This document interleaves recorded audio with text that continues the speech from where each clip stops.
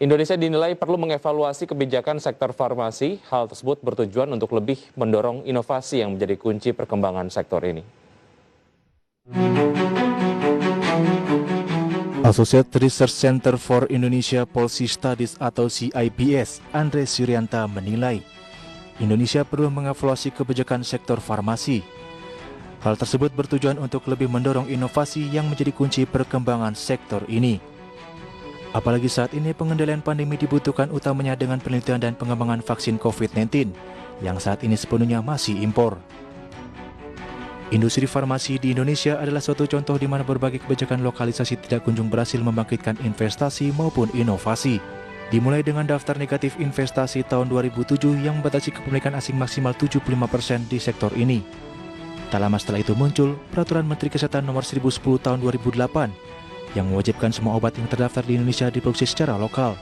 Kemudian di tahun 2016 sempat terjadi sedikit relaksasi, di mana kepemilikan asing diizinkan 100% untuk manufaktur bahan baku obat dan 85% untuk produksi obat-obatan jadi. Namun regulasi ini segera diikuti Instruksi Presiden Nomor 6 Tahun 2016 kepada 12 kementerian dan lembaga untuk mengembangkan industri farmasi melalui berbagai kebijakan lokalisasi dengan mengatur kandungan lokal, memprioritaskan produk lokal, dan mematok harga. Alasan dibalik berbagai kebijakan ini biasanya adalah mendorong transfer teknologi dan meningkatkan kapasitas produksi lokal. Sayangnya realisasi investasi asing maupun dalam negeri biasanya malah menurun segera setelah kebijakan lokalisasi dikeluarkan. Berbagai sumber untuk IDX Channel.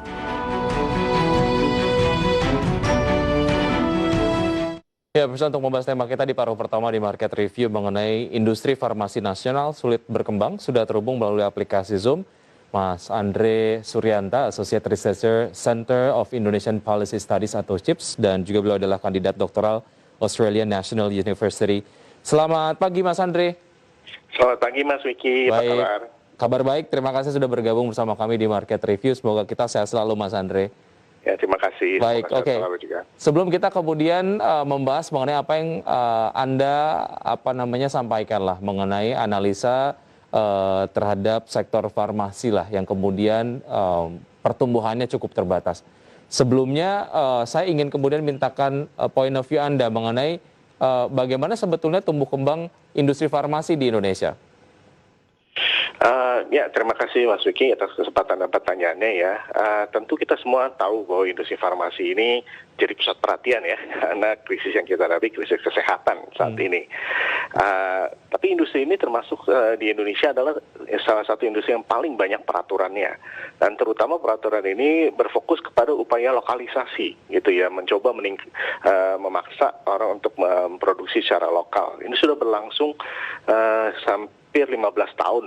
Ya, dan hasilnya memang industri ini didominasi oleh produsen domestik. Kebanyakan produsen obat di Indonesia adalah produsen lokal.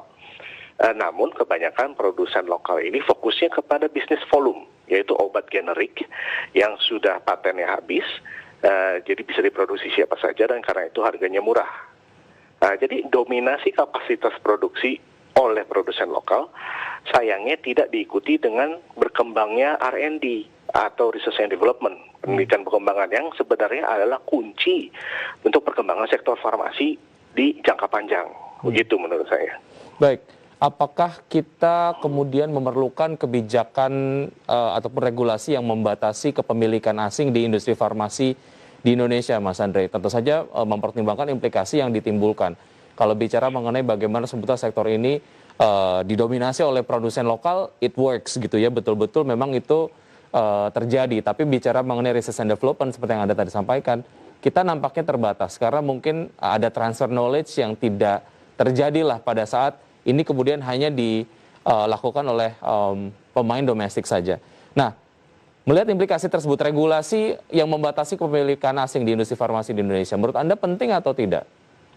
Sebenarnya bahkan bagi pemerintah sendiri kelihatannya sudah mulai berubah ya. Sekarang kan dengan UU Cipta Kerja dan turunannya itu Perpres 10/2021 tentang investasi, itu kepemilikan asing tidak lagi dibatasi di industri manufaktur, di produksi obat jadi maupun bahan baku. Itu kan udah pertanda bahwa pemerintah sudah menyadari, wah ini ada yang salah nih gitu ya. Dan memang waktu dulu dibatasin anyway, ya tahun 2007 waktu itu dimulai kan, pemilikan asing mulai dibatasi, terus lokalisasi mulai digencarkan. Selama 5 tahun yang setelah itu tuh investasi itu menurun, bukan hanya di asing tapi juga domestik. Ya, jadi ya intinya adalah kalau kita mencoba membatasi ini, memaksa asing untuk bermitra dengan lokal, membatasi, itu akhirnya malah investasi asing ya tidak invest sama sekali. Dan sayangnya ya jadi tidak terjadi transfer ilmu, dan harus diakui bahwa investor asing ini memang konten inovasinya biasanya lebih banyak dalam produk-produk mereka seperti dibanding produsen lokal. Jadi menurut saya sih ya kurang bijaksana ya kalau terus dibatasi, dan sekarang pun memang pemerintah sudah mulai buka sebenarnya gitu. Artinya bisa dikatakan bisa menjadi jaminan lah ketika kemudian kepemilikan asing tidak terlalu dibatasi begitu untuk masuk sektor farmasi, akan ada transfer knowledge dan juga ada pengembangan skill dari SDM industri farmasi di Indonesia begitu ya. Tapi apa sih yang membuat pemain di sektor farmasi di Indonesia yang domestik tentunya research and development terbatas? Kenapa sih Mas Andre, apa kendalanya sehingga kemudian research and development, kemudian juga bagaimana mereka mengembangkan teknologi dan lain sebagainya itu kok nampaknya terbatas? Apa penyebabnya? Ya, tentu pertama-tama ya sebenarnya market Indonesia sendiri size-nya juga sebenarnya masih tidak begitu besar ya. Memang populasi kita besar, tapi size market daya belinya itu sebenarnya nggak terlalu besar. Apalagi kalau dibandingin dengan market-market lain seperti US atau China yang jauh lebih besar ya. Nilai market value kita itu hanya sekitar 1% dari market value mereka. Jadi makanya fokusnya lebih banyak ke volume business ya. Dan kalau volume business itu ada margin tapi tipis, jadi ya sulit untuk diinvest balik ke R&D gitu ya. Dan juga sebenarnya secara keseluruhan belanja lead bank atau R&D di Indonesia itu juga masih sangat minim ya, hanya 0,2% dari GDP. Bandingkan ini dengan Singapura yang lebih kecil dari kita itu 2%, mereka spend 2% dari GDP mereka. China juga begitu. Dan secara absolut belanja R&D Singapura itu lebih besar loh daripada Indonesia, jadi secara angka dolarnya gitu.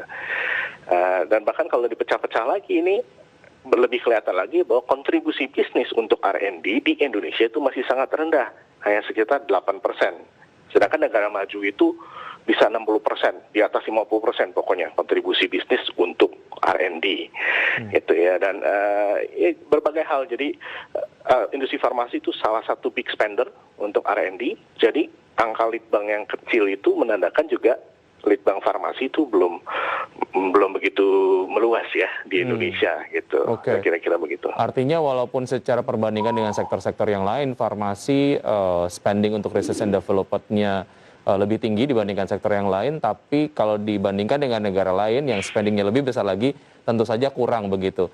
Apakah ini juga terjadi karena market yang kita selalu cater, existing market, itu kemudian membuat kita terbiasa dengan pola R&D yang secukupnya saja? Artinya ketika kita terbiasa untuk meng-cater market yang generik begitu, yang tidak memerlukan proses research and development yang kompleks, yang ngapain untuk kita lakukan research and development, toh juga marketnya nggak ke situ gitu.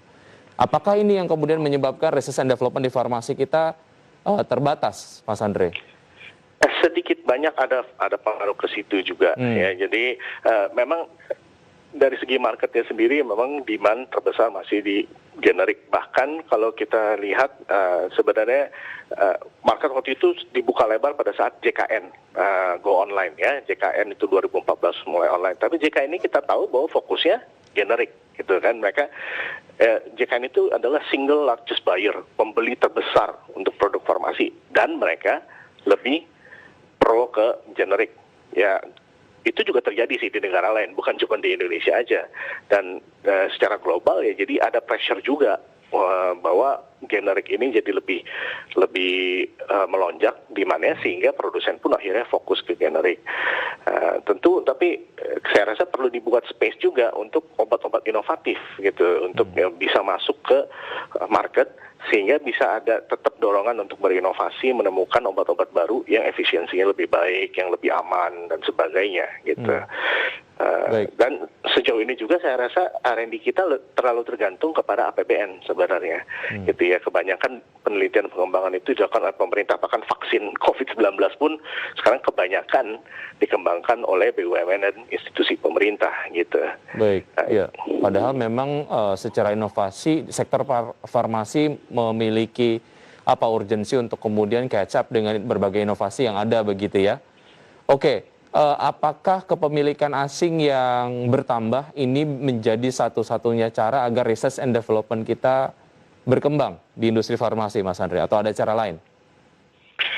Kalau menurut saya, ya dengan semakin banyak masuk investasi itu tentu berarti lebih banyak obat-obatan yang tersedia lah ya secara kapasitas produksi. Tapi kalau untuk R&D sebenarnya ada hal lainnya yang juga penting, yaitu memudahkan proses pematenan obat untuk non-resident patent. Kita bilangnya non-resident itu artinya dari luar negeri gitu ya. Saat ini waktu itu tahun 2016 keluar undang-undang paten yang mengharuskan bahwa paten yang didaftarkan di Indonesia harus diproduksi di Indonesia. Nah, itu sebenarnya malah jadi hambatan bagi investor asing karena mereka misalnya udah punya pabrik besar di tempat lain, jadi terpaksa kalau mereka mau bawa obat paten harus produksi di sini, gitu ya. Nah, sekarang sih sebenarnya itu sudah direlaksasi ya, dengan UU Cipta Kerja itu tidak ada lagi, dan semoga itu bisa mendorong lebih banyak paten masuk ke Indonesia, pendaftaran paten. Dan cara kerja paten itu kan sebenarnya lucu, bahwa barang yang terdaftar paten, udah dapat paten, itu memang tidak boleh dijiplak, tetapi resepnya itu terbuka untuk umum, transparan. Gitu kan. Jadi secara tidak langsung begitu paten itu didaftarkan, itu malah transfer ilmu itu sudah terjadi. Baik. Itu, ilmu itu udah ada di Indonesia jadinya, tinggal dilihat aja, tinggal dikembangkan lagi. Gitu. Oke. Ada persyaratan TKDN di industri farmasi yang ini juga menjadi bahasan yang cukup menarik di tengah importasi bahan baku dari industri farmasi di Indonesia yang memang majority didominasi oleh bahan-bahan baku impor begitu. Kita akan lanjutkan.